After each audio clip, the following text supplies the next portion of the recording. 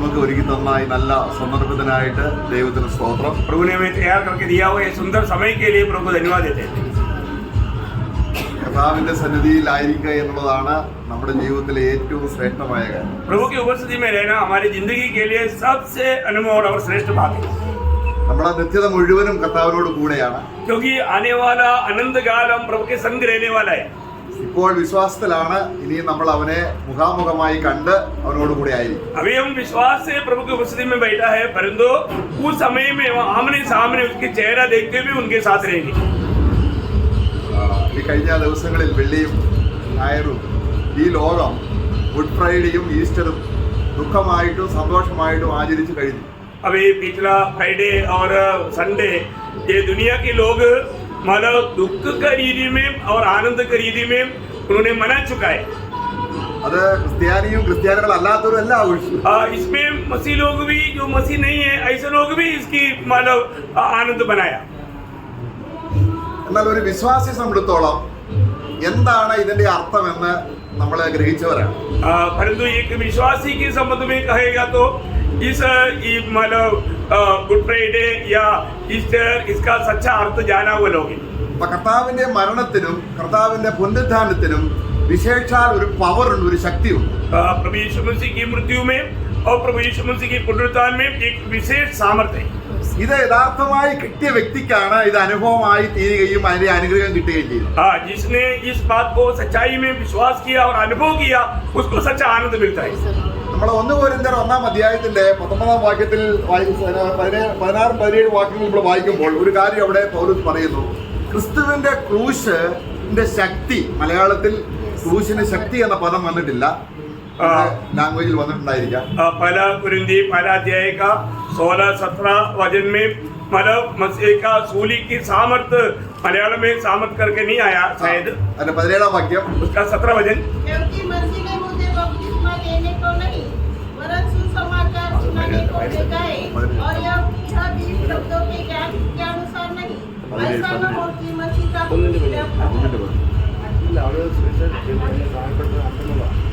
അതെ, ക്രൂശിന്റെ ശക്തി വ്യർത്ഥമായി പോകാതിരിക്കേണ്ടത്. आखिरी भाग नहीं 18 नहीं, वो 17 का आखिरी भाग. ऐसा न हो कि मसीह का क्रूस व्यर्थ ठहरे.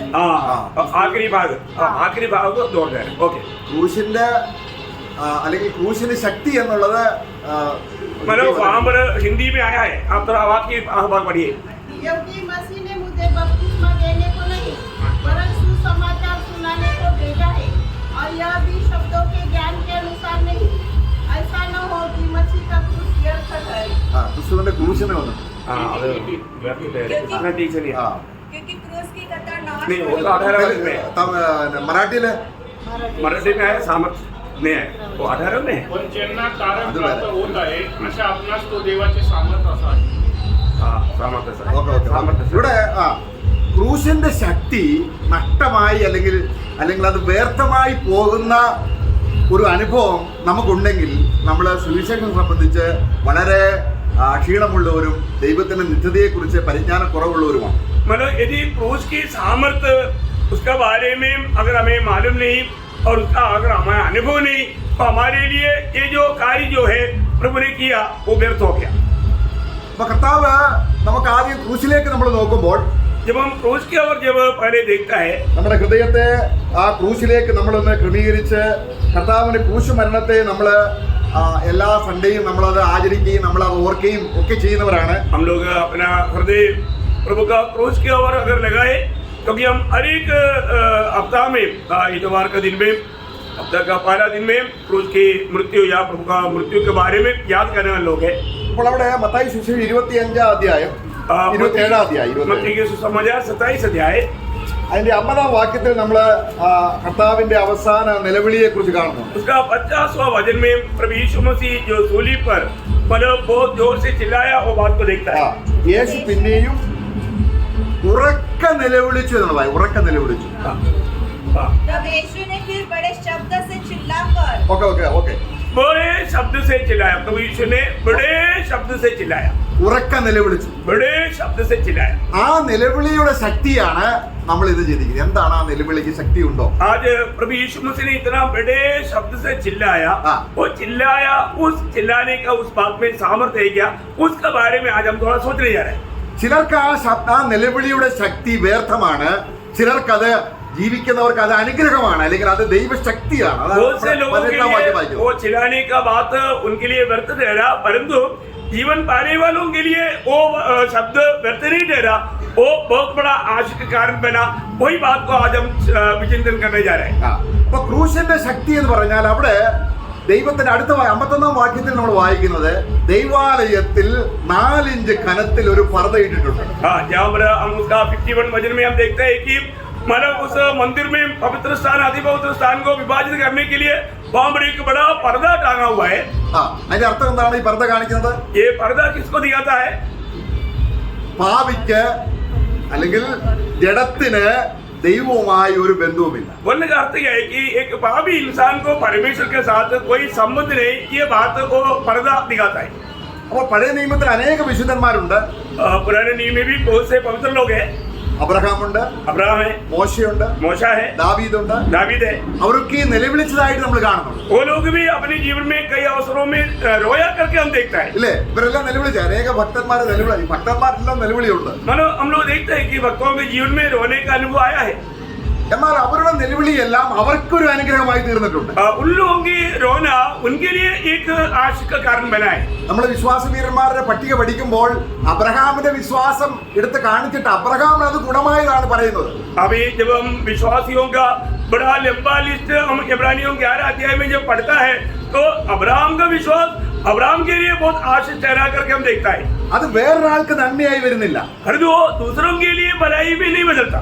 അത് 12-ാം അധ്യായത്തിൽ വരികയാണ്. ഇനിയും വിശ്വാസ നായകനും പൂർത്തി വരുത്തുന്നതിനുമാ യേശുവിനെ ഇവരെയെല്ലാം വിട്ട് ശ്രദ്ധിച്ചു നോക്കില്ല. परंतु वो 11 अध्याय के बाद में जब 12 अध्याय में जब आता है तब विश्वास की कर्ता और सिद्ध करने वाला प्रभु यीशु के ओर ध्यान से देखो, क्योंकि उसके द्वारा हमें आशीष मिलता है.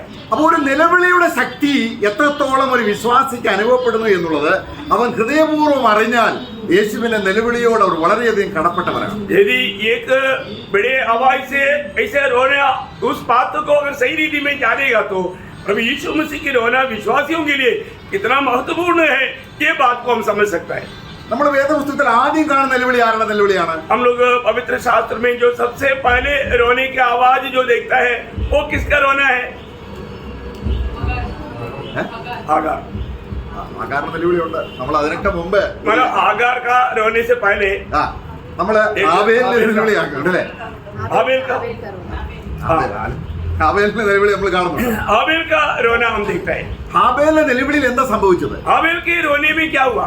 താൻ മരിക്കാൻ നേരം जब वो मरने के समय में ഉറക്കെ നിലവിളിച്ച് ദൈവത്തോട് പ്രാർത്ഥിച്ചു. उन्होंने बहुत चिल्लाकर मानव प्रभु से प्रार्थना किया. എന്താണ് ആ പ്രാർത്ഥനയിൽ ദൈവം ഇടപെട്ടോ? मानव क्या वो प्रार्थना में प्रभु ने उस बात में कार्य किया? ചെയ്തു. जरूर किया. ദൈവം പറയാണ്, നിന്റെ സഹോദരൻ നിലവിളിക്ക് ഉത്തരം പറയാൻ ഞാൻ ഇറങ്ങി വന്നിരിക്കുകയാണ്. जब काइन को बोलता है कि तुम्हारा भाई कहाँ है, मैंने उसका आवाज सुना, रोने का आवाज, मैं उसका सवाल करने के लिए आया हूँ. എന്നാൽ ആ നിലവിളി കൊണ്ട് കയ്യിൽ എന്താണ് സംഭവിച്ചത്? परंतु उस पुकारने से काइन के जीवन में क्या हुआ? നന്മയുണ്ടായോ, അല്ലെങ്കിൽ അനുഗ്രഹം ഉണ്ടായോ, അല്ലെങ്കിൽ തിന്മയുണ്ടായോ? मतलब उनको भला हुआ या बुरा हुआ? അപ്പോൾ ദൈവത്തോടുള്ള പർദ്ദ, ആ അകൽച്ച ഒന്നും കൂടെ കഠിനമാക്കുകയാണ് ചെയ്തത്. मतलब परमेश्वर के साथ का जो दूरी जो है, हाँ. ये पुकार और भी दूर किया. അത് അവന് ശാപമായി തീർന്നു. क्योंकि वो काइन के लिए वो एकदम श्राप का कारण बना. എന്നാൽ യേശുവിന്റെ നിലവിളി എന്തായിരുന്നു എന്നുള്ളതാണ് നമ്മളെ ഒരു വിശ്വാസ സംഘത്തോളം അവനെ സന്തോഷത്തിലേക്കും ആനന്ദത്തിലേക്ക് നയിക്കുന്നത്. परंतु प्रभु यीशु मसीह की पुकारना मतलब एक विश्वासी जब जानेगा तो उसको बहुत आनंद में और आशीष में बदलेगा, उसको बहुत आशीष प्रदान करेगा. അപ്പോൾ യേശു മരിച്ചപ്പോൾ എന്ത് സംഭവിച്ചു? जब प्रभु यीशु मसीह की मृत्यु के समय में क्या हुआ? ഒരു പിളർപ്പുണ്ടായി, രണ്ടായിട്ട് ഡിവൈഡ് ചെയ്തു. वहाँ पर दो एक विभाजन हुआ, दो भाग में. എന്താണ് അർത്ഥം കാണിക്കുന്നത്? वो किस बात को दिखाता है? ഉടനെ എന്നാണ് യേശുവിന്റെ നിലവിളി ഉറക്ക നിലവിളിച്ച് പ്രാണനെ വിട്ടപ്പോൾ മുകൾ തൊട്ടടിയോളം ആ പർദീസ സോറി ആ पर्दे രണ്ടായിട്ട് മാറി. जब प्रभु यीशु मसीह चिल्लाते हुए अपना प्राण छोड़ दिया, तुरंत उसी समय में हम देखता है कि इतना बड़ा मोटा हमारा पर्दा ऊपर से नीचे तक फट गया. ഇനി നമ്മള് ലൂക്കോസ് സുവിശേഷം 16-ാം അധ്യായത്തിൽ നമ്മൾ വായിക്കുമ്പോൾ 26-ാം വാക്യത്തിൽ जब लूका 16 का 26 वचन में അവിടെ ധനികനായ മനുഷ്യൻ മരിച്ചു. जब वो धनिक व्यक्ति मर गया, അവിടെ എന്താണ് സംഭവിച്ചത്? वहां पर क्या हुआ? അബ്രഹാം പറയുകയാണ്, अब्राहम कहता है, നിനക്കും ഞങ്ങൾക്കും തമ്മിൽ ഒരു പിളർപ്പുണ്ടായിരിക്കുന്നു. हमारे और तुम्हारे बीच में एक बहुत बड़ा एक गड्ढा है. ഒരു ഗൾഫ്. एक बहुत बड़ा गड्ढा. ഇന്ന് ആൾക്കാരെല്ലാം ഗൾഫിൽ പോകുക എന്ന് പറഞ്ഞ അർത്ഥം എന്താണ്? आज गल्फ बोलेगा तो मतलब बहुत आशीष का जगह है. ഗൾഫിൽ പോകുക എന്ന് പറഞ്ഞാൽ പണം ഉണ്ടാക്കാൻ പോവുക. वो पैसा कमाने के लिए जाते हैं. എന്നാൽ വേദപുസ്തക അടിസ്ഥാനത്തിൽ ഗൾഫിൽ പോയി എന്ന് പറഞ്ഞാൽ അതിന്റെ അർത്ഥം അവന്റെ കഥ കഴിഞ്ഞു. मतलब अगर पवित्र शास्त्र के अनुसार गल्फ में गया बोलेगा तो उसका कदम कहानी. അപ്പൊ വേദപുസ്തകത്തിൽ ഗൾഫിൽ പോയ ആളുടെ കാര്യമാണ് നമ്മൾ 16-ാം അധ്യായത്തിൽ വായിക്കുന്നത്. मतलब जो इसी प्रकार पवित्र शास्त्र में जो गल्फ में गया हुआ या अधोलोक में गया हुआ व्यक्ति के बारे में हम लूका 16 अध्याय में पढ़ता है. അപ്പോൾ ഞങ്ങൾക്ക് നിനക്കും തമ്മിൽ ഒരു പിളർപ്പുണ്ട്. हमारे और तुम्हारे बीच में एक बहुत बड़ा गड्ढा है. ഇത് എനിക്ക് നിങ്ങൾക്കും ആ പിളർപ്പുണ്ട്. ये हमारा और आपका बीच में भी ये काम है, ये बात है. അപ്പോൾ ഈ പിളർപ്പ് നികത്തി അവിടെ ഒരു പാലം പണിയാൻ ആർക്ക് കഴിയും? അതാണ് നമുക്ക് രക്ഷയ്ക്ക് നിദാനമായി തീരുന്നത്. अभी ये जो ज्ञाप को मतलब आपस में ज्वाइन करने वाला कोई बात है तो वही है हमारे लिए आशीष का कारण. എനിക്ക് നിങ്ങൾക്ക് മുമ്പിലുണ്ട്, ये हमारे आगे है. എന്നാൽ എനിക്ക് ഉറച്ച ധൈര്യമുണ്ട്. परंतु मुझे इस बात में पक्का निर्णय है, ഞാൻ ഗൾഫിൽ പോകത്തില്ല. मैं उस गल्फ में नहीं जाएंगे या वो गड्ढे में नहीं जाएंगे. Praise the Lord. കാര്യം യേശു ഉറക്ക നിലവിളിച്ചപ്പോൾ, क्योंकि प्रभु यीशु मसीह जब ऊंचे शब्द से पुकारा, അവനെ ലൂക്കോസ് വിശേഷത്തിൽ അവൻ പ്രാർത്ഥിക്കുന്നുണ്ട്, ദൈവമേ ഇവർ ചെയ്യുന്നതിന് പ്രത്യുപകാരം ചെയ്യാതെ അവരോട് ക്ഷമിക്കണേ എന്ന അവന്റെ നിലവിളിയുടെ ഉത്തരം ദൈവസന്നിധിയിൽ വിലയേറുകയാണ്. मतलब प्रभु यीशु मसीह पिता से कहता है कि हे पिता, ये लोग क्या करता है उनको मालूम नहीं, इसलिए उससे बदला नहीं लेना है, उसे क्षमा करना. ये जो पुकार जो है वो प्रभु की उपस्थिति में बहुत मूल्यवान है. അപ്പോൾ യേശുവിന്റെ പ്രാർത്ഥന ദൈവം റെസ്പോണ്ട് ചെയ്യുമോ? क्या प्रभु यीशु मसीह की प्रार्थना में स्वर्गीय पिता जरूर अच्छा उत्तर देंगे, पॉजिटिव उत्तर देंगे? അതിന്റെ അതല്ല, ആ ഉത്തരവാണ് നമ്മള്. वो उत्तर है हम लोग. എല്ലാവർക്കും ഒരു പിളർപ്പുണ്ട്, ഒരു വേർപാടുണ്ട്. क्योंकि हरेक मनुष्य के हमारे जीवन में इस प्रकार का एक अलगवाई की बात है, गड्ढा की बात है, ये बात सबके जीवन में. നമ്മൾ ആ ലാസറിനെ കുറിച്ച് കാണുന്നുണ്ട്. जब वो लासर के बारे में हम देखता है, ലാസർ മരിച്ചപ്പോൾ ഗൾഫിൽ പോയോ? क्या लासर मरने के समय में उस गड्ढे में गया? എന്താ കാര്യം? उसका कारण क्या है? എന്താണ് കാര്യം? യേശു ക്രിസ്തുവിലുള്ള വിശ്വാസം. क्योंकि प्रभु यीशु मसीह में उसका विश्वास था. കാരണം ഈ മനുഷ്യനും ദൈവവും തമ്മിലുള്ള ആ ഗൾഫിനെ ദൈവത്തോട് അടുപ്പിച്ച് അത് രമ്യമാക്കി തീർക്കുന്ന ശുശ്രൂഷയാണ് ക്രൂശിലെ നിലവിളി. मतलब जो भी पापी को इस प्रकार जो अलग करता है, उस प्रकार की बातों को प्रभु के निकट लाने वाला एकमात्र मतलब एक ब्रिज है प्रभु यीशु मसीह का पुकार.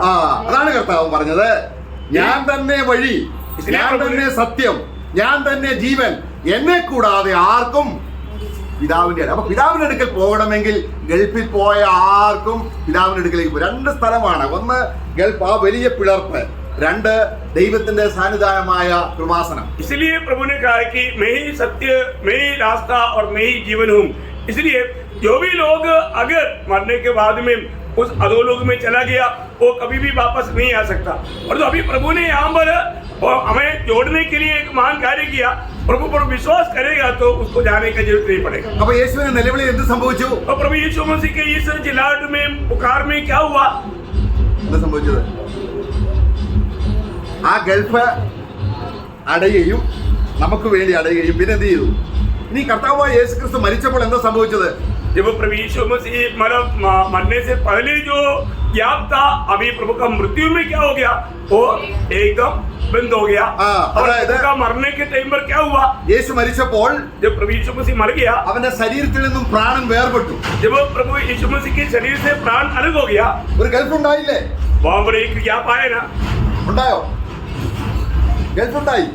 പക്ഷെങ്കിൽ അത് നരകത്തിലേക്ക് പോകുന്ന വഴിയല്ല, നമുക്ക് പ്രവേശിക്കാൻ ഒരു വഴി ഉണ്ടാക്കിയതാണത്. मतलब वहां पर भी एक ज्ञाप हुआ, हाँ। पर तो नरक में जाने के लिए नहीं, हाँ। हमारे लिए एक जीवन का मार्ग खोला। അതാണ് നമ്മൾ എബ്രായ ലേഖനം അതിന്റെ 10-ാം അധ്യായം 19-ാം വാക്യത്തിൽ വായിക്കുന്നത്.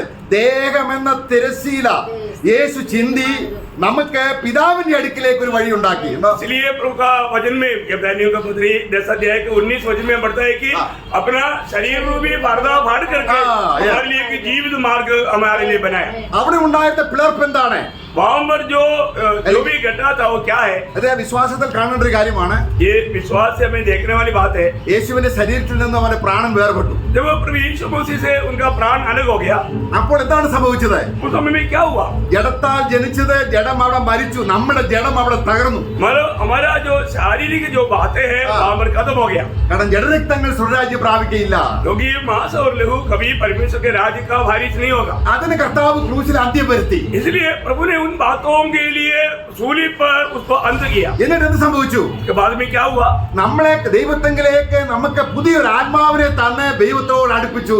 हमें एक नया आत्मा दे करके हमें प्रभु का निकट लाया। ആ പിളർപ്പിലൂടെയാണ് നമ്മൾ അക്കരെ കടന്നിരിക്കുന്നത്. इसलिए उस जीवन की मार्ग में हम लोग पार हो जाता है। ഇസ്രായേൽ മക്കൾ എങ്ങനെയാണ് കനാൻ ദേശത്ത് പ്രവേശിച്ചത്? इसराइल के लोग कैसे कनान में प्रवेश किया? എങ്ങനെയാണ്? ചെങ്കടൽ പിളർന്നല്ലേ? जब लाल सागर को विभाजित किया, അത് ക്രിസ്തുവിന്റെ മരണത്തെയാണ് കാണിക്കുന്നത്. मतलब वो भी प्रभु यीशु मसीह की मृत्यु को दिखाता है। പിന്നെ അവർ കനാൻ ദേശത്തിന്റെ ആ അനുഗ്രഹത്തിലേക്ക് പ്രവേശിക്കുമ്പോൾ യോർദാൻ പിളർക്കുന്നുണ്ട്. इससे पहले जब वो कनान में प्रवेश करने से पहले योरदान को भी विभाजित करते हैं। ഇതെല്ലാം യേശുവിന്റെ മരണത്തിന്റെ പഴയ നിയമത്തിലുള്ള നിഴലുകളാണ്. मतलब ये सब मतलब पुराना नियम की जो बातें जो है, ये यीशु मसीह की मृत्यु की एक छाया है। അപ്പൊ ക്രൂശിന്റെ ശക്തി എന്താണ്? इसका मतलब क्रूस की सामर्थ क्या है?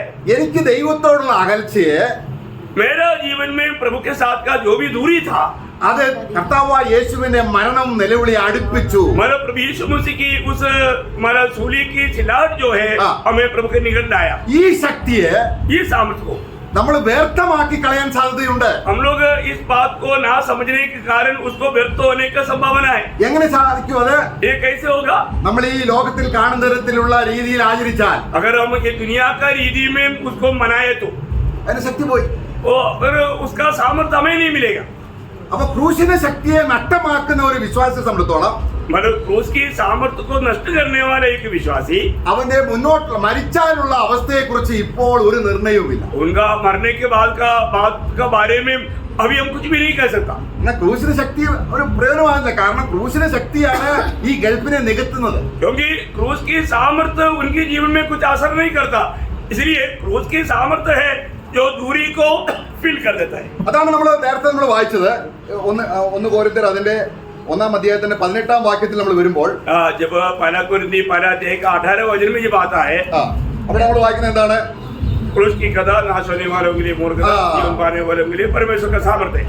അപ്പം ദൈവത്തിന്റെ ശക്തി എവിടെയാണ്? तो परमेश्वर की सामर्थ्य कहाँ पर है? അല്ലെങ്കിൽ അത് ക്രിസ്തുവാണ്. वो मसीह है। അപ്പോൾ വായിക്കും നമ്മളുണ്ട് ദൈവശക്തിയും ദൈവജ്ഞാനവുമായ ക്രിസ്തു. हमारा उसके 30 वचन में हम देखते हैं कि प्रभु यीशु मसीह परमेश्वर का ज्ञान और सामर्थ्य है। അപ്പോൾ ഈ വഴി എങ്ങനെ സ്വർഗത്തിലേക്ക് തുറന്നു എന്ന് കൊരിന്ത്യരോട് പറയാനായിട്ട് പൗലോസ് വരുമ്പോൾ 2-ാം അധ്യായം 1-ാം വാക്യത്തിൽ പറയുകയാണ്, ഞാൻ ദൈവത്തിന്റെ സാക്ഷ്യമെന്നാണ് ഈ ക്രൂശീകരണത്തെ കുറിച്ച് പറയുന്നത്. मतलब यहाँ पर ये सारे बात कुरिन्थ मंडली की जीवन के अनुभव में कैसे आया, वो बात को बताते वक्त उसका पहला कुरिन्थी 2 अध्याय का पहला वचन में वो कहता है कि मैं उस बात का गवाही देता हूँ। ഞാൻ എന്ത് പറയാനാണ് നിങ്ങളുടെ അടുക്കൽ വന്നത്? मैं तुम्हारे बीच में क्या बोलने के लिए आया?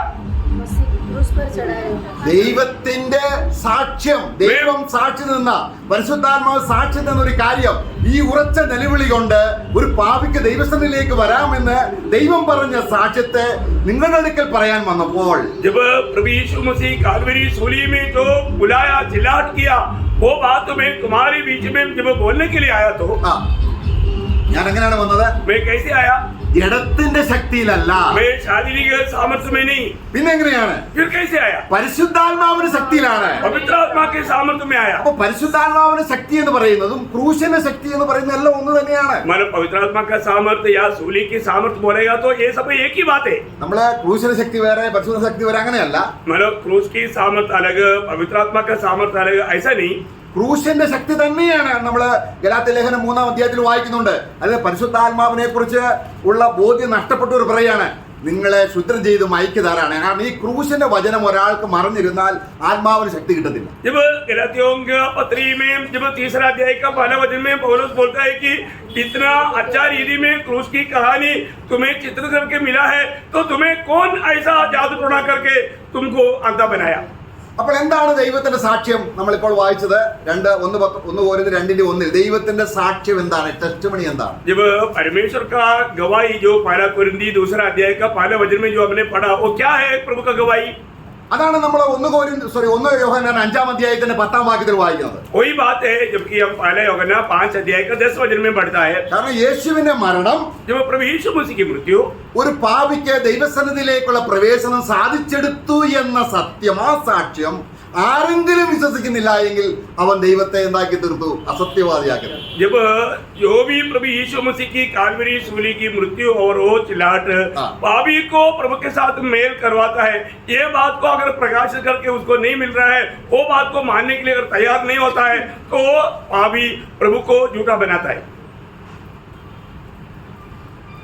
എന്താണ് ദൈവത്തിന്റെ സാക്ഷ്യം? परमेश्वर का गवाही क्या है? യേശുവിന്റെ ഈ ക്രൂശീകരണത്താൽ അല്ലാതെ നമുക്ക് ദൈവവുമായി നിരപ്പ് പ്രാപിക്കില്ല. मतलब प्रभु यीशु मसीह की सूली की मृत्यु को अंगीकार के बिना प्रभु के साथ कभी भी हम मेल नहीं कर सकता. അത് അനുഭവിച്ചതിന്റെയും ആ രക്ഷാനിർണയം പ്രാപിച്ചതിന്റെയും പരസ്യ സാക്ഷ്യമാണ് സ്നാനം. സ്നാനപ്പെട്ടത് കൊണ്ട് ആ ഗൾഫ് നികത്തപ്പെടുന്നില്ല. मतलब इस बात को अंगीकार किया, उस बात का सबके सामने एक गवाही की बात है बपतिस्मा. परंतु बपतिस्मा लेने से जो भी ये दूरी जो है वो फील नहीं होता. അതുകൊണ്ട് ദൈവത്തിന്റെ വചനത്തിൽ इसलिए प्रभु के वचन में ഈ ക്രൂശിന്റെ വചനത്തെ വിവിധ അർത്ഥത്തിൽ അത് വെളിപ്പെടുത്തുന്നുണ്ട്. मतलब क्रूस के वचन को भिन्न भिन्न अर्थों में वो वचन बताता है. നമ്മളിവിടെ 1-ാം അധ്യായം അതിന്റെ 18-ാം വാക്യത്തിൽ വായിച്ചത് ക്രൂശിന്റെ വചനം എന്നാണല്ലേ? ये हम पर पहला कुरिन्थी 15 अध्याय का 18 वचन में हमने ये देखा क्रूस की कहानी या क्रूस की वचन. എന്നാൽ അത് അപ്പോസ്തല പ്രവൃത്തിയിൽ നമ്മളത് വായിക്കുമ്പോൾ, परंतु जब हम प्रेरितों का काम में उस वचन को जब पढ़ता है, നമ്മളത് 20-ാം അധ്യായം അതിന്റെ 32-ാം വാക്യത്തിൽ വായിക്കുന്നുണ്ട്. जब 20 अध्याय का 32 वचन में प्रेरितों का काम 20 अध्याय का 32 वचन में पढ़ता है. और अब मैं तुम्हें परमेश्वर को और उसके अनुग्रह के वचन को सौंप देता हूँ, जो तुम्हारी उन्नति कर सकता है और सब पवित्र किए गए लोगों में साझी करके मिराज दे सकता है. എന്താണ് ഒരാളെ പവിത്രമാക്കുന്നത്? कौन सी बात है एक व्यक्ति को पवित्र बनाता है? ആരാണ്? कौन है? നമ്മളെ എബ്രായ ലേഖനം അതിന്റെ 2-ാം അധ്യായത്തിന്റെ 11-12 വാക്യങ്ങൾ വായിക്കുമ്പോൾ എന്താണ് വായിക്കുന്നത്? जब വിശുദ്ധീകരിക്കുന്നവനും जब इब्रानियों के पत्री दूसरा अध्याय का उसका 10 से 12 तक वचनों में हम लोग क्या पढ़ता है? ഇനി 10-ാം അധ്യായത്തിന്റെ എബ്രായ ലേഖനം 10-10 യേശു ക്രിസ്തു ഒരിക്കലായി അർപ്പിച്ച ശരീരയാഗത്താൽ നമ്മൾ വിശുദ്ധീകരിക്കപ്പെട്ടിരിക്കുന്നു. इब्रानियों 10 का 10 प्रभु ने एक ही बात किया, वो बलिदान के द्वारा हम हमेशा के लिए पवित्र किया गया है. അല്ലേ? അപ്പോൾ എന്താണ് ഈ സാന്റിഫിക്കേഷൻ? എന്താണ്? मतलब इस प्रकार पवित्रीकरण का अर्थ क्या है? ക്രൂശിന്റെ വചനമാണ്. वो क्रूस की वजन है. ക്രൂശാണ്. ക്രൂശിന്റെ വചനം ഇവിടെ പറയാണ് കൃപയുടെ വചനം. मतलब क्रूस का वजन को हम बोलता है अनुग्रह की वजन. നമ്മളെ പണിയുകയാണ്, वो हमें बनाता है, നമ്മളെ ദൈവവുമായി ബന്ധിപ്പിക്കുകയാണ്, हमें परमेश्वर के साथ मिलाता है, നമുക്ക് ഔന്നത്യം തരികയാണ്, हमें उस महिमा में लेकर आता है, നമ്മുടെ മരണം നീക്കി ജീവൻ തരികയാണ്. हमारा मृत्यु को हटा करके हमें जीवन देता है. അപ്പൊ നമ്മളെ വിശുദ്ധനാക്കുന്നത് ആരാണ്? हमें कौन पवित्र बनाता है? യേശുവിന്റെ മരണം. प्रभु यीशु मसीह की मृत्यु. യേശുവിന്റെ മരണം പാളയത്തിന് പുറത്ത് വെച്ച് തന്റെ ജനത്തെ ശുദ്ധീകരിക്കാൻ യേശു കഷ്ടം അനുഭവിച്ചു. प्रभु यीशु मसीह हमें पवित्र करने के लिए मल छावनी से बाहर जाकर के हमारे लिए कष्ट सहा.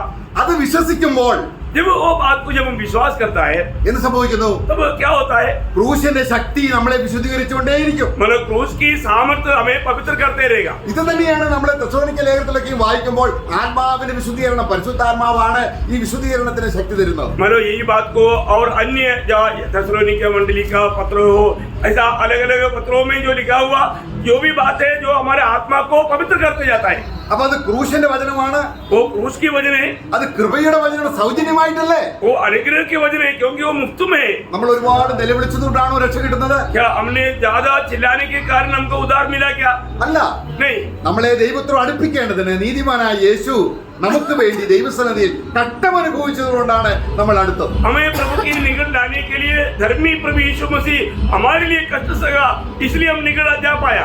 അപ്പോൾ ദൈവത്തിന്റെ കൃപയെ വെറുതാവാക്കുന്നത് 2 കൊരിന്ത്യർ അതിന്റെ 6 അധ്യായത്തിൽ നമ്മൾ വായിക്കുന്നുണ്ട്. जब दूसरा कुरिन्थी 6 अध्याय का पहला वचन में हम पढ़ता है कि परमेश्वर का अनुग्रह को व्यर्थ ना करें. അപ്പൊ ഈ കൃപ വ്യർത്ഥമാക്കുക എന്ന് പറയുന്നതും ക്രൂശിന്റെ ശക്തി വ്യർത്ഥമാക്കുക എന്ന് പറയുന്നത് ഒന്നുമാണ്. मतलब अनुग्रह व्यर्थ करना या क्रूस की वचन को व्यर्थ करना या सामर्थ्य को व्यर्थ करना बोलेगा तो एक ही बात है. എങ്ങനെയാണ് ക്രൂശ് വ്യർത്ഥമായി പോകുന്നത്? क्रूस कैसा व्यर्थ हो जाता? നമുക്ക് അതിനെക്കുറിച്ചുള്ള പരിജ്ഞാനമില്ലാതെ ദൈവത്തിന്റെ സന്നിധിയിലേക്കുള്ള പ്രവേശനത്തിന് നമ്മൾ ഫെലോഷിപ്പ് ഇല്ലാതെ ദൈവവുമായി കൂട്ടായ്മയില്ലാതെ പോകുമ്പോൾ ക്രൂശിന്റെ ശക്തി നമുക്ക് വേറെ ലോകവുമായിട്ടാണ് കൂട്ടായ്മ വരുന്നത്. क्योंकि ये व्यर्थ होने का कारण क्या है? हमें आपस में संगति नहीं, हमें प्रभु के साथ संगति नहीं. इस प्रकार की संगति रहित होकर के जीवन बिताएगा तो परमेश्वर का क्रूस की कहानी का सामर्थ्य हमारे लिए व्यर्थ हो जाएगा. അപ്പോൾ പൗലോസ് പ്രസംഗിച്ച രക്ഷയുടെ വചനം, जब प्रेषित पौलुस ने जो प्रचार किया हुआ उस उद्धार का वचन, നമ്മളെ റോമലേഖനം 10-ാം അധ്യായത്തിന്റെ 8-ാം വാക്യത്തിൽ നമ്മൾ വായിക്കുന്നുണ്ട്. रोमियो का पत्री 10 अध्याय का 8 वचन में बढ़ता है. അവിടെ വിശ്വാസ വചനം, वो विश्वास की वचन, വിശ്വാസ വചനം, उस विश्वास की वचन അത് എവിടെ ഇരിക്കുന്നു? वो कहाँ रहता है? ഇപ്പൊ നിങ്ങളുടെ ഹൃദയത്തിലുണ്ട്, अभी आपका दिल में है നിങ്ങളുടെ ആദരങ്ങളിലുണ്ട്. और आपका ओटों में भी है. എന്നാൽ ഹൃദയവും വചനവും തമ്മിൽ ബന്ധിപ്പിക്കുന്നതാണ് ഈ വചനം. हृदय और ओटों को आपस में मिलाता है ये प्रभु का वचन. അപ്പൊ ക്രൂശിന്റെ വചനം എന്താണ്? ये क्रूस की वचन क्या है? കൃപയുടെ വചനമാണ്. ये अनुग्रह का वचन है. പിന്നെന്താണ്?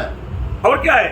विश्वास करें। അത് വിശ്വാസത്തിന്റെ വചനമാണ്. वो विश्वास की वचन है. കാരണം ഒരു വിശ്വാസത്താൽ एक ही विश्वास के द्वारा നമുക്കെല്ലാവർക്കും हम सबको ആ തിരശ്ശീലയിൽ കൂടെ അകത്തേക്ക് പ്രവേശനം ലഭിച്ചു. उस फट गया हुआ उस पर्दे के बीच में से हमें अंदर जाने के लिए अनुमति मिला. അപ്പോൾ ഈ വചനത്തിൽ നമ്മൾ ആഴമായിട്ട് വളർന്നു വരുമ്പോൾ यदि हम इस वचनों में जब आगे बहुत गहराई में बढ़ते जाएंगे, നമുക്ക് നീതിയുടെ വചനം സംബന്ധിച്ചുള്ള ജീവിതത്തിൽ നീതി പ്രവൃത്തി ചെയ്യുന്ന ഒരു അനുഭവത്തിലേക്ക് നമ്മൾ എത്തും. हम लोग एक सच्चा धार्मिकता का जीवन बिताने वाला अनुभव में पहुंच जाएगा. ക്രൂശിന് ശക്തി നഷ്ടമായവർക്ക്, परंतु जब जिसको क्रूस की सामर्थ्य नष्ट हो गया, എന്ന് പറഞ്ഞാൽ വ്യർത്ഥമാക്കി കളയുന്നവര്, परंतु मान बोलने का अर्थ जो व्यक्ति ये अनुग्रह को व्यर्थ किया, അവർക്ക് ആഴത്തിലുള്ള കട്ടിയായ വചനം ഗ്രഹിക്കാൻ പറ്റില്ല. वे लोग प्रभु का जो मतलब वचन की गहराई की बातें, मतलब बहुत मूल्यवान बातें वो समझ नहीं पाएगा. രക്ഷ കിട്ടിയെന്നറിയാം, उनको इतना तो मालूम है कि उनको उधार मिल गया, എന്നാൽ യേശുവുമായിട്ടുള്ള ആ ബന്ധം എങ്ങനെ ക്രിസ്തു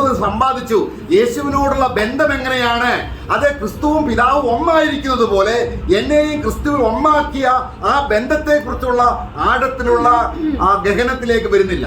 मानो जैसे पिता और पुत्र दोनों एक है, वैसा मसीह में आए हुए लोग मसीह के साथ एक बनकर के प्रभु के साथ भी एक है. इस बात का गहरा प्रकाश में वो लोग नहीं आता. നമ്മള് എബ്രായ ലേഖനം 5:13 എന്താ വായിക്കുന്നത്? जब इब्रानियों 5 अध्याय का 13 वचन में हम क्या पढ़ते हैं? അവിടെ ഉള്ളവർ അനേക നാളായി രക്ഷിക്കപ്പെട്ടവരാണ്. वहाँ के लोग बहुत दिनों से उधार पाए हुए लोग हैं. അവർക്ക് ഒരു കാര്യം അറിയാം, उनको एक बात मालूम है, ഞങ്ങൾ നരകത്തിൽ പോകത്തില്ലെന്ന് മാത്രം അറിയാം. हम लोग सिर्फ नरक में नहीं जाएगा इतना मालूम, പക്ഷെ ജീവിത രംഗത്ത് നീതിയില്ല, परंतु जीवन में कोई धार्मिकता नहीं. അശുദ്ധി ചെയ്ത് ജീവിക്കുകയാണ്. मानो वो पाप में जीवन बिताता है, ലോക മനുഷ്യരെ പോലെയാണ്. वो दुनिया की लोग जैसा है. കാരണം അവിടെ അവരുടെ ഇന്ദ്രിയങ്ങൾ ശരിക്ക് പ്രകാശിച്ചിട്ടില്ല. उनका मानो उनको संयम नहीं, उनको सही प्रकाश नहीं. നമുക്ക് ആ വാക്യം ഒന്ന് വായിക്കാം. 5:13 मानो इब्रानियों 5 अध्याय का 12-13 वचन. समय के विचार से तो तुम्हें गुरु होना चाहिए था, तो भी यह आवश्यक हो गया है जिसमें कोई परमेश्वर के वचन की आदि शिक्षा ठीक से सिखाए. तुम तो ऐसे हो गए कि तुम्हें अन्न के बदले अब तक दूध ही चाहिए, क्योंकि दूध पीने वाले बच्चों को तो धर्म के वचन की पहचान नहीं होती, क्योंकि वह बालक है. അപ്പോൾ ക്രിസ്തുവിൽ വന്നിട്ടും जब मसीह में आने के बावजूद भी വെറും ശിശുവായിരിക്കുന്ന അവസ്ഥ, एक बालकपन की अवस्था, वो क्या है? അവരാണ് എന്ത് സംഭവിക്കുന്നത്? അവർക്ക് എന്ത് സംഭവിക്കുന്നു? उनके जीवन में क्या होता? ക്രൂശിന്റെ ശക്തി അവര് വ്യർത്ഥമായിട്ട് കാണുകയാണ്. वो लोग क्रूस की सामर्थ्य को उनके लिए वो व्यर्थ हो जाता. അവരോട് പറയാണ് നമ്മൾ ഈസ്റ്റർ ആചരിക്കാന്ന് പറഞ്ഞാൽ അവർ ഈസ്റ്റർ ആചരിക്കും. उनको बोलेंगे हम ईस्टर मनाएंगे, बहुत खुशी से मनाएंगे. നമുക്ക് ഓണം ഫെസ്റ്റിവൽ ഓണം ആഘോഷിക്കും. और उन लोगों को बोलेंगे हम ओणम केरला का है, आप लोग भी मनाएंगे. എല്ലാം वो सब मनाने के लिए खुशी से स्वीकारे. ആ പർദ്ദ രണ്ടായി കീറുന്നതിന്റെ അനുഭവമില്ല, വേർപാടില്ല. मतलब प्रभु का मृत्यु के समय में जो पर्दा फट गया उस प्रकार की अलगवाई का अनुभव उनको नहीं. കാരണം ഈ വഴിയെക്കുറിച്ചുള്ള ബോധ്യതയില്ല. उनको ये सच्चा जीवित मार्ग का बारे में उनको समझ नहीं. കാരണം ക്രിസ്തുവിൽ കൂടെ മാത്രമേ നമുക്ക് വിശുദ്ധനായ ദൈവത്തെ അടുക്കാൻ കഴിയുള്ളൂ. हमारे जीवन में प्रभु यीशु मसीह के द्वारा ही हम पिता के निकट जा सकता है. അപ്പോൾ നമ്മൾ പൈതങ്ങളായിരിക്കുന്നെങ്കിൽ, വെറും ശിശുക്കളായിരിക്കുന്നെങ്കിൽ, यदि हम बालक है या एकदम शिशु जैसा है, നമ്മൾ എങ്ങനെയുള്ളവരാണ്? ऐसा है तो हमारी अवस्था क्या रहेगा? ക്രൂശിന്റെ ശക്തി, वो क्रूस का सामर्थ्य को शरीर में अनुभव नहीं कर पाए, അല്ലെങ്കിൽ ദൈവത്തിന്റെ കൃപ, नहीं तो अनुग्रह को वो लोग व्यर्थ कर देगा, അല്ലെങ്കിൽ പരിശുദ്ധാത്മാവിന്റെ ശക്തി. पवित्र आत्मा के सामर्थ्य वो लोग शरीर में अनुभव नहीं कर पाएगा. കാരണം കർത്താവിന്റെ ആത്മാവിന്റെ ശക്തിയിൽ നിറയുമ്പോൾ जब प्रभु की आत्मा के सामर्थ्य में जब भर जाएंगे, നമ്മൾ ഫലമുള്ളവരായിത്തീരുന്നു. हम लोग एक फलदायक अनुभव में बन जाएगा. നമ്മൾ ഫിലിപ്പിയ ലേഖനം 1:3 വാക്യങ്ങൾ വായിക്കുമ്പോൾ നീതിഫലം നിറഞ്ഞവരായി കർത്താവിന്റെ സന്നിധിയിൽ നിൽക്കുമ്പോൾ ഇടർച്ചയില്ലാത്തവരായി നിൽക്കേണ്ടതിന് നീതിഫലം നിറഞ്ഞവരായി തീരണം. जब फिलिपियों के पत्री 1 अध्याय का 3 वचन जब हम पढ़ता है कि प्रभु के सामने हमें उस धार्मिकता के फलों से भरा हुआ अनुभव में प्रभु की उपस्थिति में खड़ा रहने की लायक हमें बनना चाहिए. അപ്പോൾ ഫലം പുറപ്പെടുവിക്കണമെങ്കിൽ हम यदि फल देना है तो ക്രൂശിന്റെ കുറിച്ചുള്ള ആഴത്തിലുള്ള അറിവുണ്ടായിരിക്കണം. क्रूस के बारे में हमें एक गहरा हमारा समझ या ज्ञान होना चाहिए. എന്നാൽ ക്രൂശ് നമ്മുടെ ജീവിതത്തിൽ നിത്യ അനുഭവമാണ്. और क्रूस के अनुभव हमारा हर रोज का हमारे जीवन के अनुभव है. ക്രൂശ് എടുത്തുകൊണ്ട് എന്നെ അനുഭവിക്കുക എന്ന് പറഞ്ഞാൽ എന്താണ്? ये क्रूस लेकर के मेरे पीछे होले बोलने का अर्थ क्या है? പലസ്തീൻകാർക്ക് അറിയാം, ഒരാൾ ക്രൂശ് എടുത്തുകൊണ്ട് പോവുക എന്ന് പറഞ്ഞാൽ എന്റെ അർത്ഥം ആൾ അവസാനിച്ചു അവിടെ. फलस्तीन के लोग या इसराइल के लोग ये जानते हैं कि एक व्यक्ति सूरी लेकर के जाने का अर्थ क्या है? वो व्यक्ति खत्म हो गया. അപ്പൊ ക്രിസ്തുവിൽ നമ്മുടെ ജഡം അവസാനിച്ചു, मसीह में हमारा जो शारीरिक बात वो संबंध खत्म हो गया, എന്നിട്ട് ആത്മാവ് ജീവിക്കുക. അതാണ് ക്രൂശിന്റെ അർത്ഥം. और आत्मा में जीवित रहना ये है क्रूस रहने का अर्थ. നമ്മളെ റോമലേഖനം 8:3 എന്താണ്? जब रोमियों का पत्री 8 अध्याय का 3 वचन में क्या है? യേശുവിന്റെ നിലവിളി ചുമ്മാതൊരു നിലവിളിയല്ല. प्रभु यीशु मसीह की पुकार वो एक सादा पुकार नहीं നമ്മൾ നരകത്തിൽ പോയി നിലവിളിക്കാതിരിക്കാനുള്ള നിലവിളിയാണ്. है. हम लोग जो नरक में जाने के बाद में हम लोग जैसे चिल्लाना चाहिए वो चिल्लाट ना होने के लिए उसके लिए चिल्लाट है. നരകത്തിൽ പോയി വെള്ളം കിട്ടാതിരിക്കാനുള്ള സാഹചര്യമാണ്. नरक में जाएगा तो वहां पर पानी नहीं मिलेगा, एक बूंद पानी भी नहीं मिलेगा.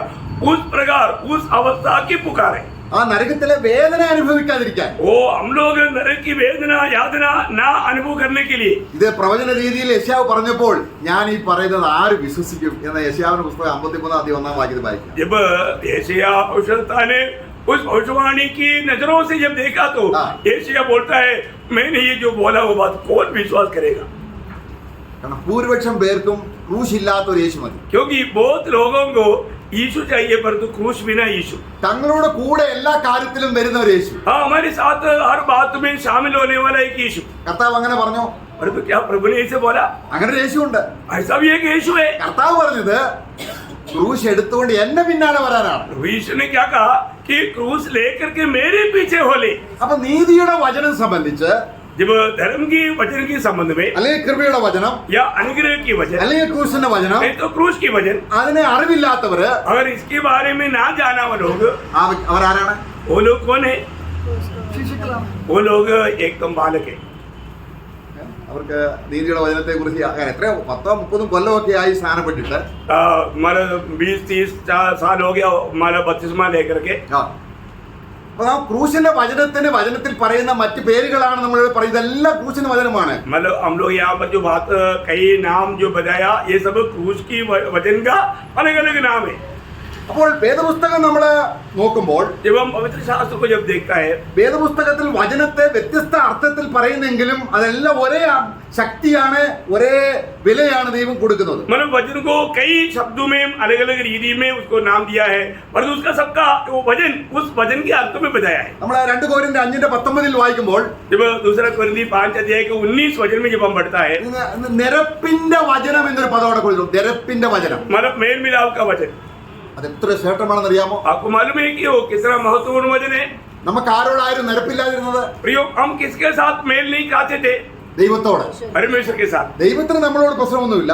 परमेश्वर को हमारे साथ कोई गड़बड़ी या कोई दूरी नहीं, പക്ഷെ നമ്മൾ ശത്രുക്കളായിരുന്നു, परंतु हम प्रभु के दुश्मन थे, നമ്മൾ ബലഹീനരായിരുന്നു, हम लोग बलहीन थे, നമ്മൾ അഭക്തരായിരുന്നു. हम लोग अभक्त लोग थे. നമ്മൾ ഇങ്ങനെയൊക്കെ ആയിരുന്നപ്പോൾ തന്നെ हम लोग इस अवस्था में रहने पर भी യേശുവിന്റെ നിലവിളി, മരണം, प्रभु यीशु मसीह का उस चिल्लाहट या वो मृत्यु, എന്നെ ദൈവത്തോട് നിരപ്പിച്ചുവെങ്കിൽ, मेरा प्रभु के साथ मुझे मेल कराया तो അപ്പോൾ ഈ വചനം എന്താണ്?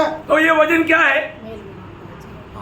ये मेल करवाने वाला मेल की वजन है। ചിലർ ഈ വചനം വായിച്ചിട്ട് ലോകവുമായി ചേർന്ന് പോകുന്നതിന് കുഴപ്പമൊന്നുമില്ല എന്നാണ് അവർ പഠിക്കുന്നത്. കാരണം പിന്നെ തീമോസിനോട് പറഞ്ഞ് ഈ അല്പം മദ്യം ഉപയോഗിച്ചു, അപ്പോൾ ലോകവുമായി നിരന്നു പോകാൻ വചനം എടുക്കുകയാണ്. मतलब मेल कर प्रभु के साथ मेल करने वाले लोग दुनिया के साथ भी मेल करके चलेगा तो कोई बात नहीं, क्योंकि पौलुस ने तीमुथियुस को इमरजेंसी के लिए बोला ना, थोड़ा सा दाखू मधु पी लो, इसका मतलब दुनिया के साथ भी थोड़ा कुछ संबंध जोड़ करके चल सकता है करके ऐसे बातों को लेकर के लोगों को धोखा देता है। ഇവിടെ നമ്മൾ ലൂക്കോസ് സുവിശേഷത്തിൽ जब लूका का सुसमाचार അവിടെ നമ്മൾ അനീതിയുള്ള മാമോനെയും കൊണ്ട് സ്നേഹിതരെയും സമ്പാദിച്ചു കൊള്ളുവീൻ.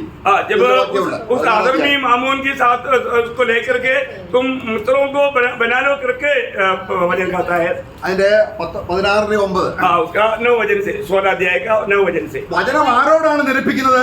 वजन किसके साथ मेल करा था?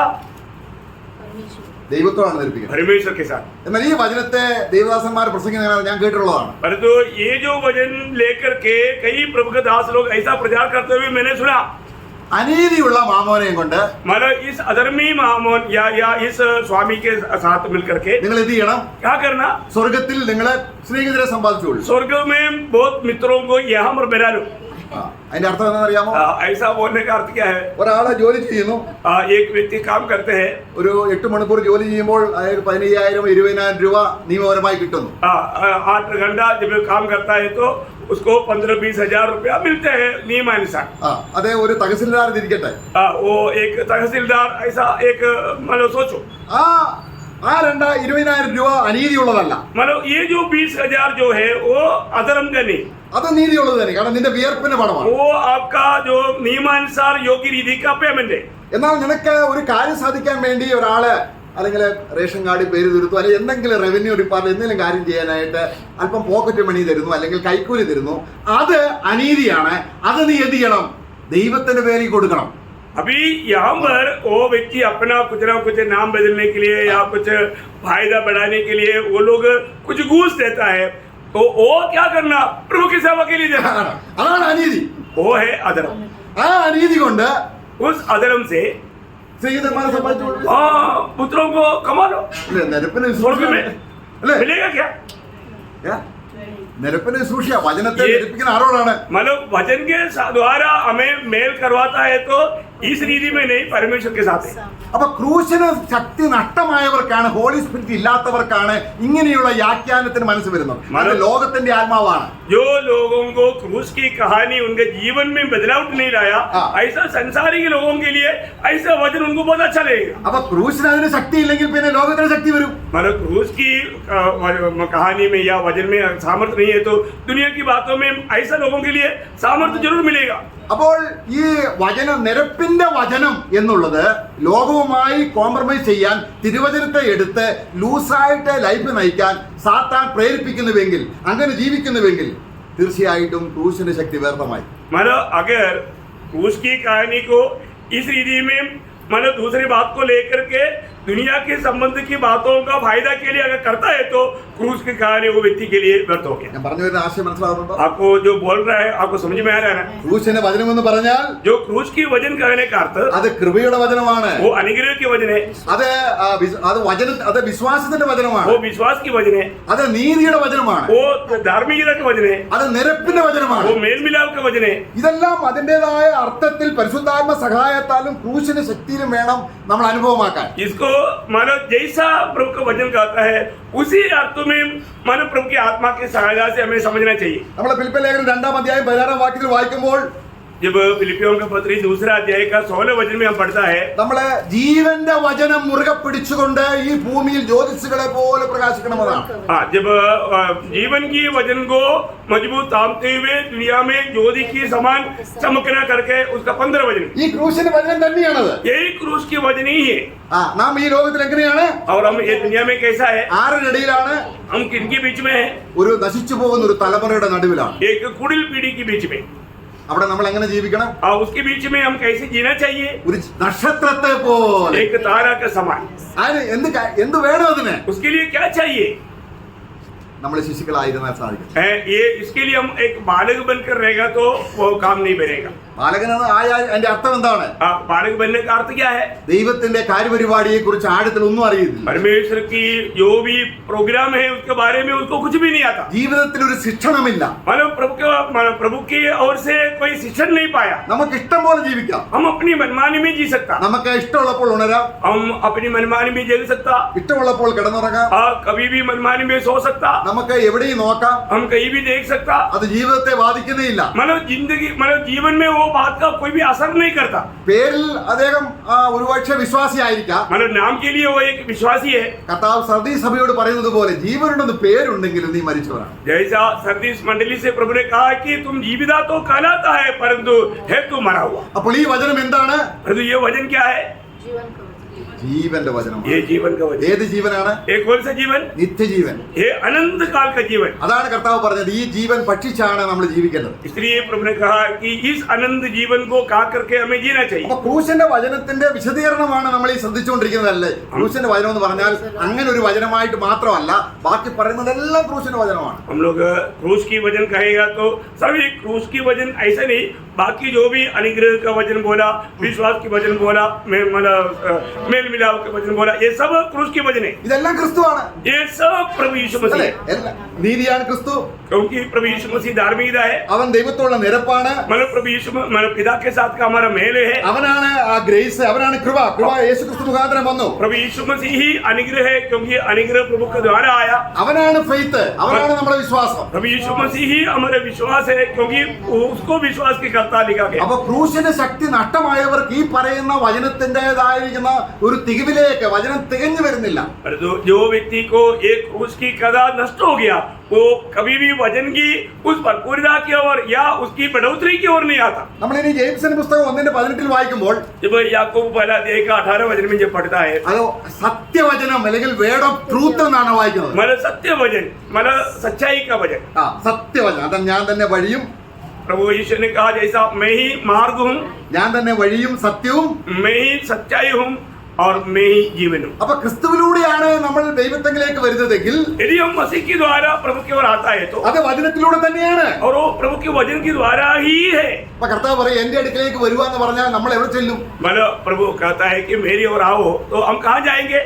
അന്ന് യേശു പരസ്യമായിട്ട് ജീവിച്ചപ്പോൾ എന്റെ അടുക്കൽ വരിക എന്ന് പറഞ്ഞാൽ അക്ഷരമായി യേശുവിന്റെ അടുക്കൽ ചെല്ലുക എന്നാണ്. जब प्रभु यीशु मसीह जब दुनिया में जब शरीर में था तब मेरे पास आओ बोलेगा तो हम वास्तव में प्रभु के पास निकट जाना है. എന്നാൽ എന്റെ പ്രകാരം വരിക എന്ന് പറയുമ്പോൾ ഇന്ന് നമ്മൾ എവിടോട്ട് പോകും? परंतु आज प्रभु बोलते हैं मेरे पीछे आओ बोलेगा तो हम किसके पीछे जाएगा, हम कहाँ जाएंगे?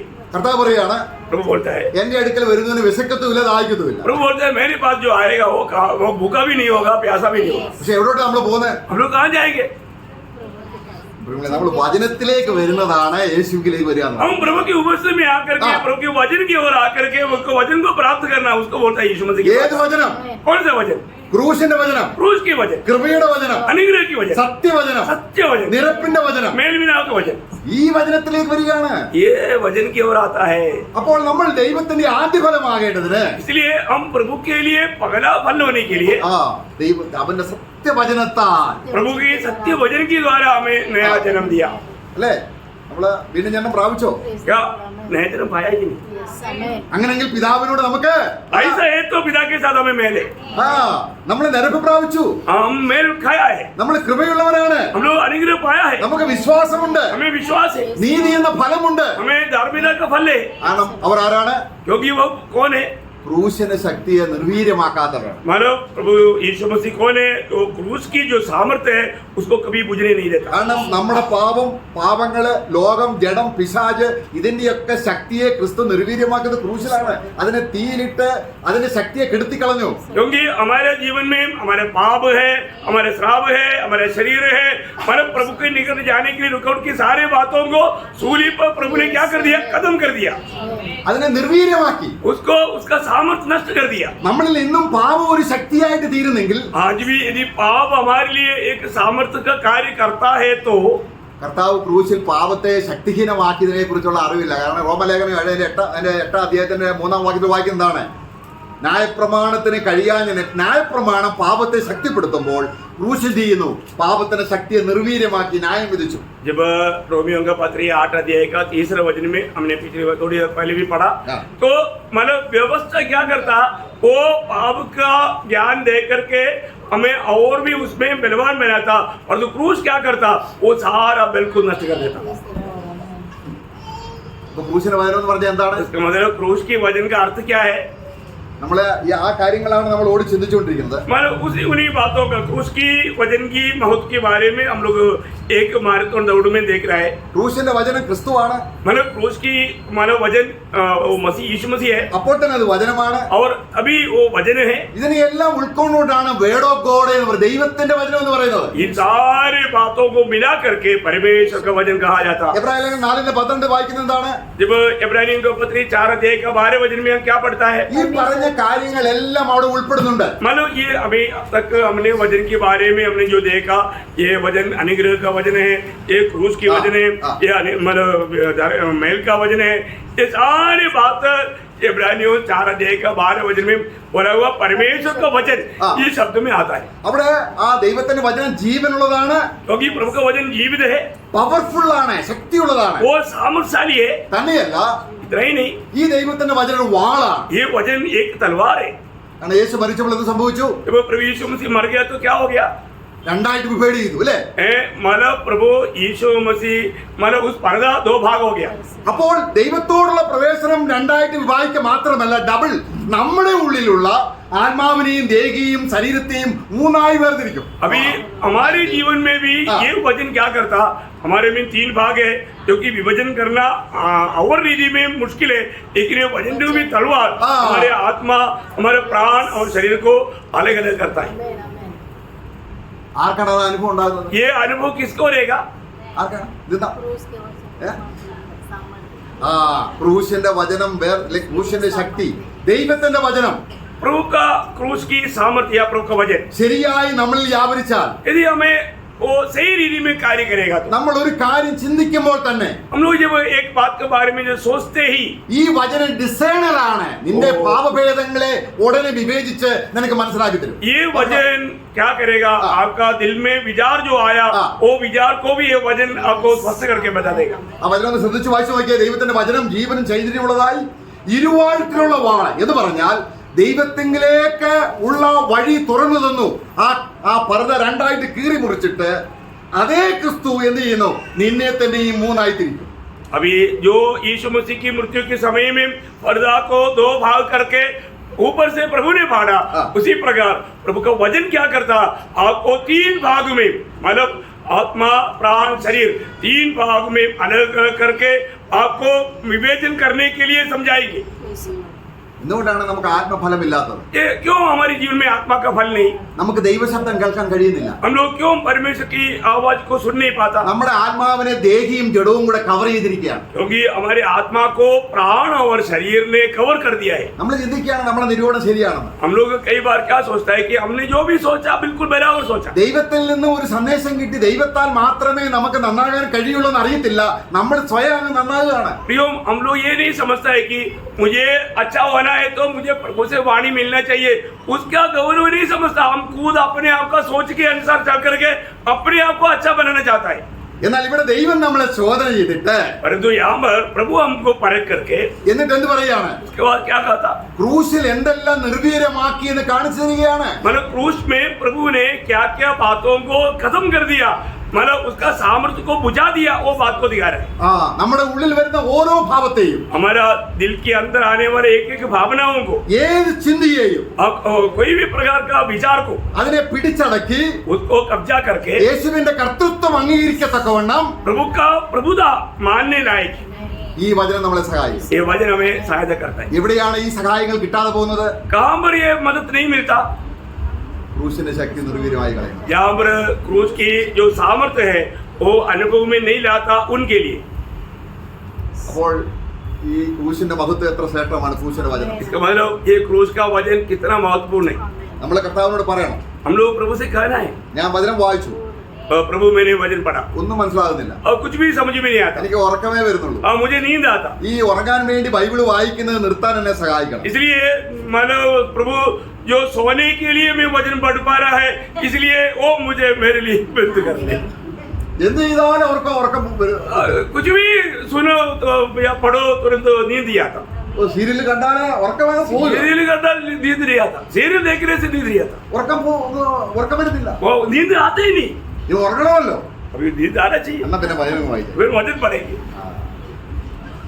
കർത്താവേ, हे प्रभु, ഞാൻ വചനം കേട്ട ഉടനെ ഉറക്കം വരും. मुझे वचन सुनते ही जैसे अभी करता है नींद आता है, വചനം വായിക്കുമ്പോഴേ ഉറക്കം വരും. और वचन पढ़ते ही नींद आता है। ഞാൻ നിന്റെ അടുക്കലേക്ക് വരിക. मैं इसलिए आपके पास आता എനിക്ക് ഇങ്ങനെയുള്ളവർക്ക് വരാൻ പറ്റുമോ ദൈവത്തിന്റെ അടുക്കലേക്ക്? हूँ। ऐसे लोग प्रभु के निकट आ पाएंगे, यीशु मसीह के पास आ पाएगा? ഇങ്ങനെയുള്ളവർക്ക് യേശു ഇല്ലെങ്കിൽ പിന്നെ अगर ऐसे लोगों को प्रभु मददगार नहीं होगा तो फिर कौन मदद करेगा? ഇങ്ങനെയുള്ളവരാണ് വരേണ്ടത്. यो ऐसा कमजोरी है तो प्रभु के पास आना चाहिए ना। ബുദ്ധിഹീനൻ, वो बुद्धिहीन ना बने, വെറും बुद्धिहीन लोग आना ബലഹീനനായിരിക്കുന്നവർ. चाहिए। जो लोग अपने आप को कमजोर समझता है वो आना चाहिए ना, അവന്റെ അടുക്കലേക്ക് വരണം. वो प्रभु के निकट आना, അവൻ മാത്രമേ നമ്മളെ സഹായിക്കത്തുള്ളൂ. क्योंकि सिर्फ प्रभु ही हमें मदद कर सकता है, നമ്മുടെ അവസ്ഥ അവനെ അറിയുള്ളൂ. क्योंकि हमारा ओरिजिनल अवस्था प्रभु जानता है। നമ്മൾ മന്ദബുദ്ധിയാണെന്ന് നമുക്ക് പോലും അറിയത്തില്ല. हम लोगों में दिमाग अच्छा काम नहीं करता करके उसको खुद नहीं मालूम, നമ്മുടെ ഉള്ള അവസ്ഥയിൽ परंतु हमारा जो भी सच्चा अवस्था है നമ്മൾ അവന്റെ അടുക്കിലേക്ക് വരും. हम प्रभु के निकट आना, കാരണം അവന്റെ നെഞ്ച് നമുക്ക് വേണ്ടി തുറന്നു തന്നാണ്. क्योंकि प्रभु ने अपना उस छाती फाड़ करके खून हमारे लिए बहाया, അവൻ നമുക്ക് വേണ്ടിയാണ് നിൽക്കുന്നത്, वो हमारे लिए खड़ा है, നമുക്ക് വേണ്ടിയാണ് പ്രാർത്ഥിക്കുന്നത്, हमारे लिए वो प्रार्थना करता है, നമുക്ക് വേണ്ടിയാണ് മധ്യസ്ഥ ചെയ്യുന്നത്, हमारे लिए वो बिंदी करता है, നമ്മളെയാണ് അവൻ ഓർക്കുന്നത്. हमें याद करता है। ദാവീദ് ഇങ്ങനെയുള്ള ഒരു മധ്യസ്ഥനെ, ഒരു നിരപ്പ് തരുന്നവനെ ഇല്ലാതെ അവർ കഷ്ടപ്പെട്ടിട്ടുണ്ട്. मतलब पुराने नियम की भक्त लोग ऐसा एक बिचवाई नहीं बोल करके वो लोग परेशान हुआ। അവിടെ യോബിന്റെ പുസ്തകം 9-ാം അധ്യായം 19-20 വാക്യങ്ങൾ വായിക്കുമ്പോൾ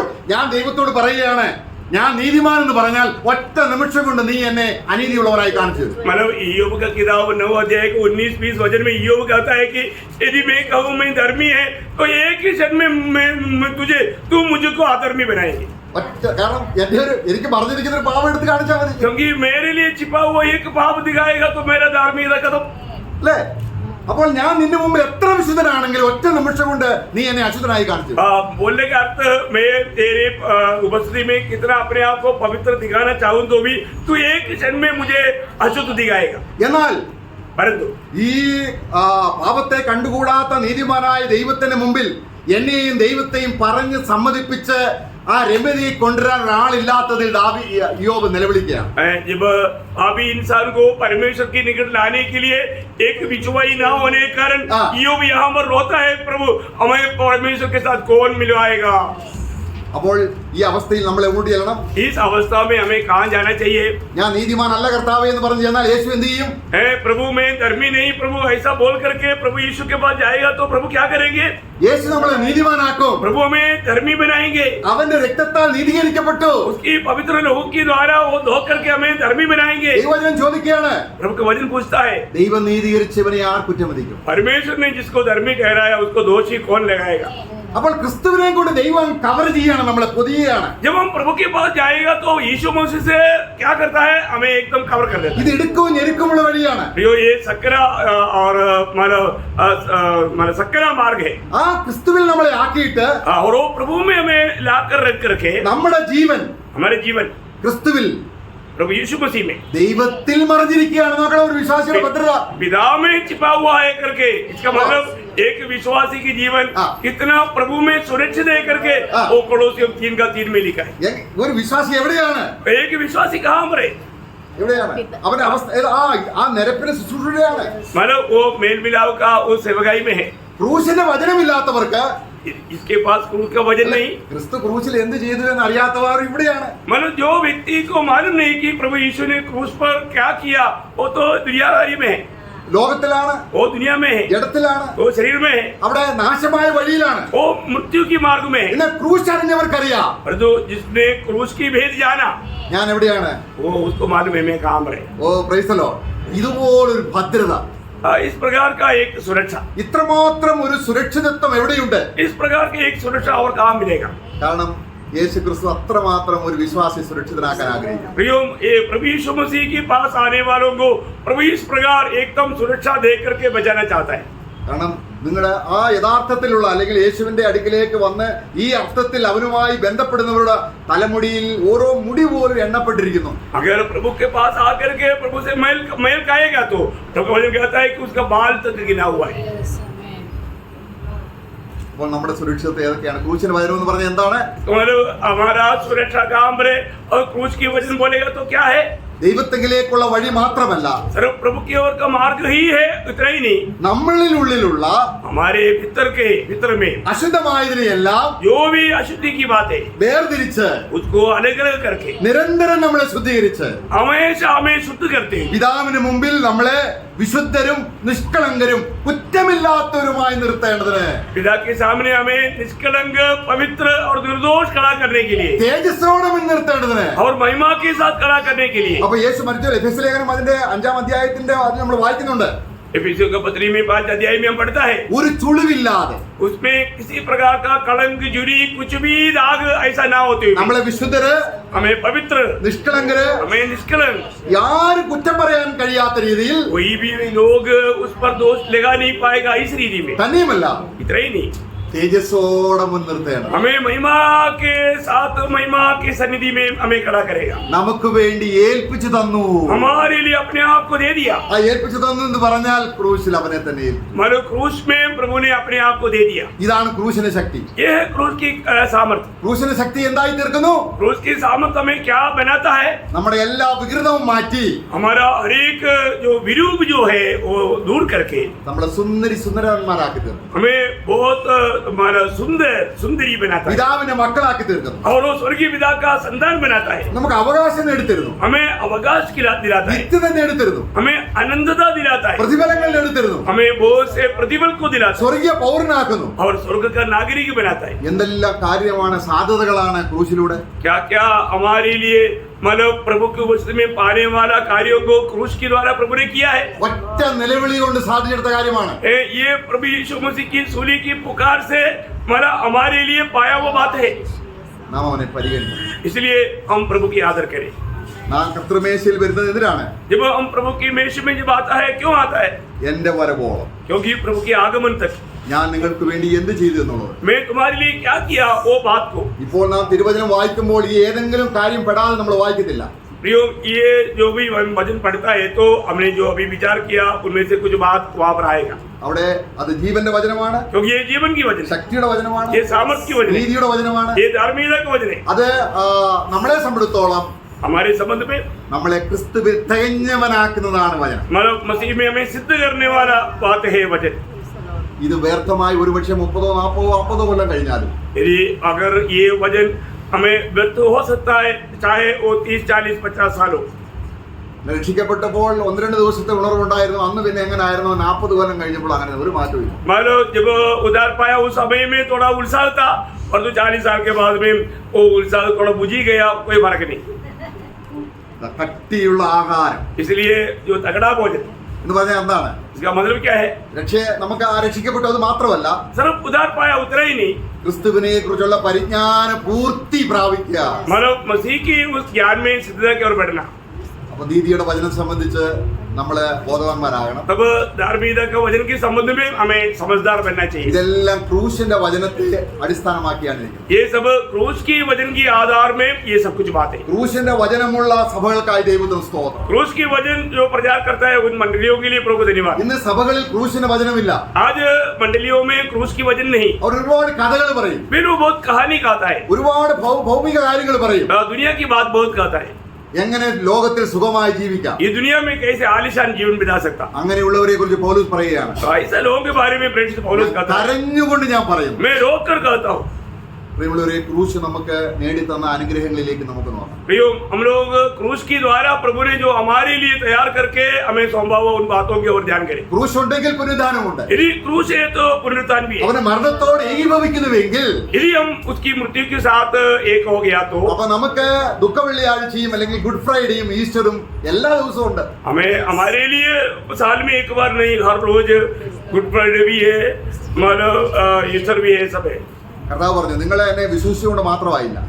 प्रभु ने कहा ये सब तुम मेरे ऊपर विश्वास करने से कभी नहीं. മത്തായി യോഹന്നാന്റെ സുവിശേഷം 10-ാം അധ്യായത്തിൽ കർത്താവ് പറഞ്ഞു നിങ്ങൾ എന്നെ വിശ്വസിച്ചില്ലെങ്കിലും എന്റെ പ്രവൃത്തിയിൽ വിശ്വസിച്ചില്ല എങ്കിൽ നിങ്ങൾ നശിച്ചു പോകും. अगर तुम मुझ पर विश्वास नहीं किया परंतु मेरे कामों में अगर विश्वास नहीं किया तो तुम नाश हो जाएगा. എന്ന് പറഞ്ഞാൽ യേശുവിൽ വിശ്വസിക്കുക എന്ന് പറഞ്ഞാൽ यीशु मसीह में विश्वास करने का अर्थ അവന്റെ ക്രൂശിലെ തികഞ്ഞ പ്രവൃത്തിയിലുള്ള വിശ്വാസവും കൂടാണ് ചേർത്ത് വെച്ചാണ്. उसका क्रूस के द्वारा जो मानव जाति के लिए किया हुआ उन बातों को मिला करके हमें विश्वास करना. ക്രൂശിന്റെ വചനത്തിന്റെ വിശദീകരണമാണ് നമ്മൾ അല്പമായി ചിന്തിച്ചത്. हमने क्रूस की कहानी की बातें थोड़ी सी हमने ध्यान किया. അത് വേണ്ടതുപോലെ ഗൗരവത്തിലെടുത്താൽ ഇത്ര വലിയ രക്ഷയെ ഗണ്യമാക്കാതെ പോയാൽ, ക്രൂശിലെ നിലവിളിയെ ഗണ്യമാക്കാതെ പോയാൽ, अगर इतना बड़ा उद्धार से हम निश्चित रहेगा तो കാരണം ആ തിരശ്ശീല രണ്ടായി ചിന്തി. क्योंकि उस मंदिर की पर्दा दो भाग बन गया. നമുക്ക് വേണ്ടി ദൈവസന്നിധിയിലേക്ക് പ്രവേശനം അവൻ തന്നെ, പിതാവിലേക്കുള്ള വഴിയും സത്യവും ജീവനും അവൻ തന്നെ. प्रभु अपना खुद शरीर को फाड़ करके पिता की ओर जाने के लिए जीवन का मार्ग हमारे लिए बना कर दिया. इसलिए प्रभु यीशु मसीह हमारे लिए मार्ग, सत्य और जीवन है. ഈ വചനത്തിൽ നമുക്ക് നിലനിൽക്കാം. इसलिए इस वचन में हम बना रहे. ഈ വചനത്തിലേക്ക് നമ്മൾ കൂടെ കൂടെ ചെല്ലാം. इस वचन में हम बार बार जाए. ഈ വചനത്തെ അവന്റെ സകല നാമത്തേക്കാൾ അധികം അവൻ ശ്രേഷ്ഠമാക്കി വെച്ചിരിക്കുകയാണ്. क्योंकि इस वचन को प्रभु ने अपने नाम से बढ़ करके बड़ा पदवी दिया है. നമ്മൾ 119 സങ്കീർത്തനം 160 വായിക്കുന്നത് നിന്റെ വചനത്തെ എന്റെ ശാശ്വത അവകാശമായി ഞാൻ അത് ശേഖരിച്ചിരിക്കുന്നു. मानो 119 के 165 में हम लोग देखते हैं कि अरे इस वचन को मैंने हमेशा का एक संबंध के रूप में मैं ग्रहण किया है. നിന്റെ വചനം അന്വേഷിക്കുന്നവർക്ക് മഹാസന്തോഷമുണ്ട്. जो भी तेरे वचन को ढूंढता है उसको बड़ा शांति मिलता है. അത് വളരെ നിരാശ നിറഞ്ഞ ഈ തലമുറയിൽ, इस हमारा बड़ा निराशा से भरा हुआ पीढ़ी में, ദുഃഖിതരായവർക്ക് നടുവിൽ बहुत दुखियों के बीच में നമ്മള് അത് പുളിപ്പില്ലാത്ത അപ്പം കൊണ്ട് പെസക ആചരിച്ച് ദൈവത്തെ മഹത്വപ്പെടുത്തുവാനാണ് നമ്മളെ വിളിച്ചിരിക്കുന്നത്. बिना ഉത്സവത്തിന്റെ ദിനമാക്കാനാണ് ദൈവാഗ്യം. बिना खमीर की रोटी में भाग लेकर के प्रभु मनाने के लिए प्रभु ने हमें बुलाया है. Praise the Lord. Praise the Lord. നമ്മുടെ പെസക കുഞ്ഞാൾ അറക്കപ്പെട്ടതുകൊണ്ട് क्योंकि हमारा पसका का मेमना का वध हो गया है. അതിന്റെ അനുഗ്രഹങ്ങൾ എണ്ണി എണ്ണി ആത്മദൈവത്തോട് ചോദിച്ച് പരിശുദ്ധാത്മാവിനാൽ നമുക്ക് അതിന്റെ നിറവ് പ്രാപിക്കാം. उससे उसके द्वारा हमें मिलने वाला सारे आशीषों को गिन गिन करके उसको प्राप्त करते हुए प्रभु को महिमा दे. കർത്താവ് നമ്മെ സഹായിക്കും. प्रभु हमें सहायता करे. Praise the Lord. Praise the Lord. एक मैराथन दौड़ता. Praise the Lord. एक लिए क्रूस की कथा नाश होने वालों के लिए मूर्खता है, जीवन पाने वालों के लिए वो प्रभु का सामर्थ्य है. प्रभु ने हमारे लिए कितना बड़ा कार्य किया. हमारा और मानव परमेश्वर का बीच में जो भी दरार या मानव वादा था वो बात प्रभु ने कंप्लीटली दूर किया, मेल कराया. आज हमें कितना खुशी के साथ कृपासन की निकट जा सकता है. एक बार नहीं, हजारों बार, है ना. हम लोग कितना धन्य लोग हैं. प्रभु यीशु मसीह में हमें मिला हुआ अनुग्रह अवर्णनीय है ना. कितना भी हम सोचे तो वो बहुत कम है. तो प्रभु को बहुत धन्यवाद देता है. प्रियो अल्लाह, प्रभु ने काल्वरी क्रूस पर क्या किया वो हमें हमेशा आपको याद दिलाता है. हर रोज सूली को याद करना चाहिए है. ये 3 जगह खास याद करना, गोलगोथा, गबादा और नहीं, गेत्सेमना, गबाता और गोलगोथा जी से आरंभ है ना. बहुत बड़ी बात है. अगर ये 5 मिनट भी आप याद करेगा तो उस दिन एक विजयी जीवन बिताने में कोई दिक्कत नहीं, कोई दिक्कत नहीं. क्योंकि प्रभु इतना सामर्थ्य हमें भर देगा. क्योंकि वहाँ पर हम स्वयं को एकदम माना खाली हो जाता और हमें माना प्रभु का बहुत बड़ा अनुग्रह सामर्थ्य मिलता है. लेकिन लोग क्या है, लोगों के पास टाइम नहीं, बाकी दुनिया की बात के लिए टाइम है. प्रियो, एकदम हम लोग आखिरी के आखिरी वक्तों में हैं. हम लोग कितना सावधान रहना चाहिए. आज भी ललकार हो सकता है ना. प्रभु को धन्यवाद देता है कि मानव हमें प्रभु बहुत प्यार करने के कारण प्रभु के वचन के द्वारा प्रभु ने हमसे बात किया. प्रभु को महिमा देते हुए प्रभु का वचन बोलने के लिए प्रभु का दास को सामर्थ्य दिया, सुनने वाला आप सबको समझने के लिए कृपा दिया.